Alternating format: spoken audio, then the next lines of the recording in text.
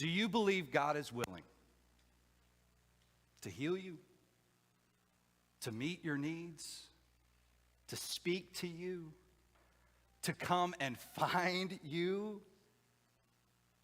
Do you believe God is willing?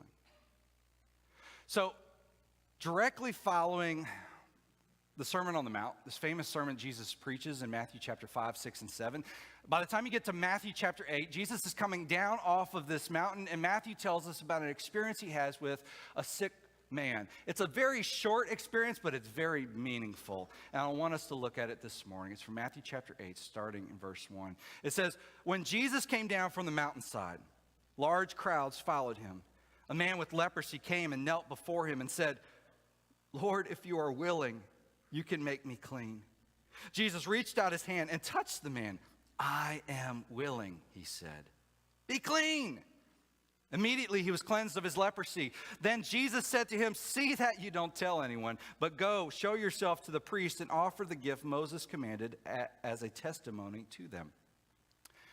Now, leprosy in the first century was a catch-all term for any and all kind of skin-related diseases. And if you got labeled as being a leper, that meant that you were put into quarantine and you were a social outcast. Because at the time, they thought any and all leprosy was very contagious. They didn't quite understand how germs spread at the time.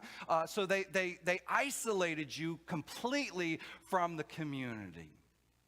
Now, do me a favor, think back to the end of March and early April 2020. This is in the height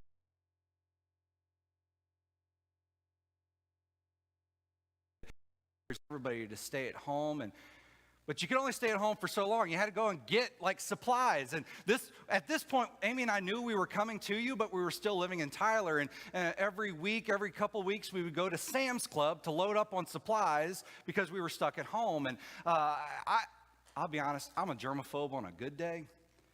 You stick me in the middle of a pandemic, and that was a rough time.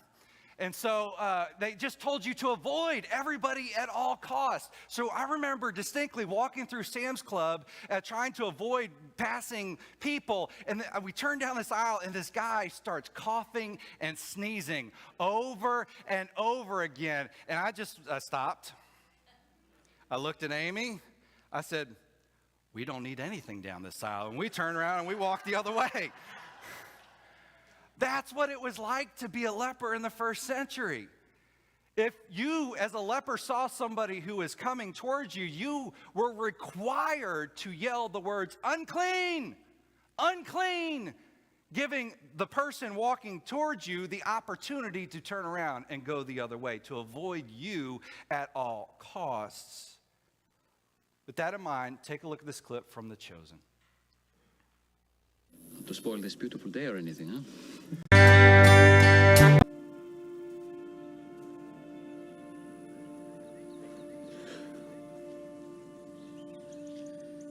am willing.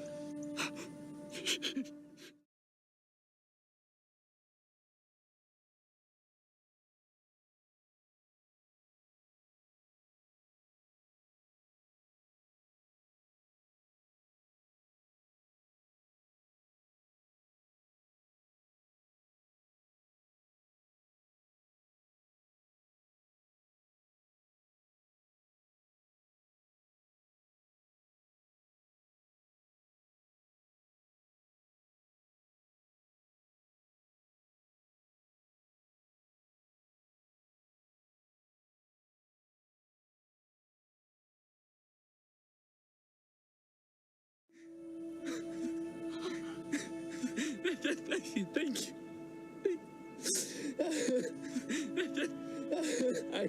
I know it. I know it. I know it. What can I ever do? Do not say anything to anyone. You don't seek your own honor. Please just do me this one thing. But what do I tell people? Go, show yourself to the priest. Let them inspect you and see that you are cleansed. Make the proper offering in the temple as Moses commanded. And go on your way.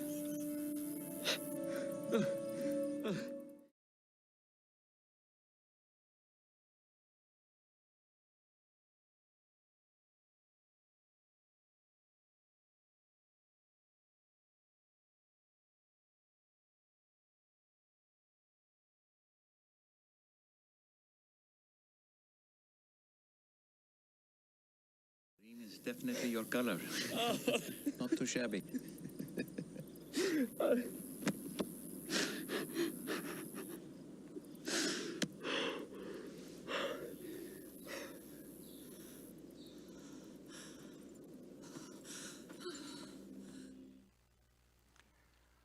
I love that the man says in this clip, please don't turn away from me.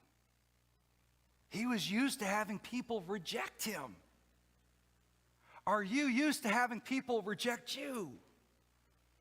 Have you been so hurt that you find yourself isolating yourself from people because of your past experiences? You see, when we get to that place, we can find ourselves feeling like God is going to reject us too. But friends, here's the thing. Jesus doesn't turn away. I don't care how dirty you are or how dirty you feel. Jesus doesn't turn away from you. In fact, what the man says to Jesus in the passage, he says, Lord, if you are willing, you can heal me. That demonstrates that this man had the faith to trust that Jesus would actually heal him. So his statement isn't one about whether he has the faith or not. His statement comes from a place of not knowing if Jesus was willing to heal him, willing to acknowledge him, willing to see him, willing to come near him and be close to him, be willing to love him. And what Jesus says to the man is what I need you to hear this morning. Jesus says, I am willing. Jesus doesn't turn away from you either. He sees you. He hears you. He acknowledges you. He even heals you. But most certainly, he loves you. Some of you in this room have doubted that for a while. All because of the hurts that you've experienced, or the things that you've done, or the things that have happened to you. So maybe you're in a place this morning where you don't really trust God anymore. So you find yourself in church, watching online. You find yourself in a place just going through the motions. Or you find yourself in church for the off chance that maybe, just maybe, somehow, God would show you mercy. But friends, the good news is this. God shows mercy to those who seek him. He is willing. In fact, I want to read the same story, but from Mark's gospel. It's Mark chapter 1, starting verse 40. It says, a man with leprosy came to him and begged him on his knees, if you are willing, you can make me clean. Jesus was indignant. He reached out his hand and touched the man. I am willing, he said, be clean. Immediately, the leprosy left him and he was cleansed. Now, some translations say that Jesus was indignant when the man said, if you are willing, you can make me clean. Other translations have it as Jesus had compassion on the man. The question is, which is it? Being indignant to somebody and showing compassion to somebody seems to be very opposite reactions. But what you find is that Jesus is really upset with the mindset of everybody at the time that somehow he, Jesus, should shun this man because of who or what he is. Because that's not how Jesus rolls. Jesus doesn't turn away from those who seek him. Jesus has compassion for people. And he is willing. Now, I came across a video a couple weeks ago, and I haven't stopped thinking about it ever since. So I saved it because I knew I would want to show it to you at some point. Today's that day. Take a look at this. No shadow you won't light up, mountain you won't climb up, coming after me. There's no wall you won't kick down, lie you won't tear down, coming after me. No shadow you won't light up, mountain you won't climb up, coming after me. Jesus desires to find the lost, the hurting, the jaded, and the broken. And Jesus' willingness is not just limited to those who don't know him. Jesus' willingness extends to every person in this room. Anyone who finds ourselves having moved away from him. Jesus doesn't leave us, but as the old hymn says, we are prone to wander. Lord, I fear it, prone to leave the one I've loved. We have a tendency to walk away, but Jesus wants to find you and to bring you home again. But you've got to let go of the past hurts you've experienced.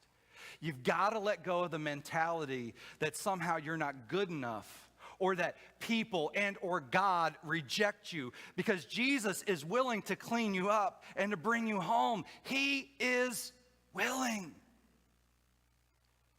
Now, I'm not so naive as to think that just because you're in church, you don't struggle with some of these things. That just because you are in church, you're not immune to feeling unworthy or skeptical of God's mercy. But I'm here to tell you, Jesus offers it anyway. He is willing. Are you? Now, in the last couple of weeks, I got invited to take a tour of the Bible seminary. It's in Katy. I didn't know that there was a Bible seminary in Katy. And the president invited me. He attended a service of ours. And so I reached out to him, and he showed me around the campus. It's great what they offer. And he and I were sitting down, and he's a fellow Asbury alum like me, and so we know a lot of the same people. And he was telling me a story of a pastor that he knew, and that was our pastor for a period of time. And the man said something that stuck with him and has lingered with me ever since. The pastor, his name is Mike Bro, and Mike took over a very large church in Kentucky after the founding pastor had retired. And Mike got there and he started changing things to reach out to a new group of people. And some of the church members got upset and started leaving. And some of them came and confronted Mike. Mike, why would you do these things? People are upset. And Mike said this. He said, where do church people go when they leave? They go to another church. Where do people go who don't know Jesus? They go to hell. He said, so whom do you think we should go after? Amy and I attended that church when we were in seminary 13 years ago. And we were newlyweds.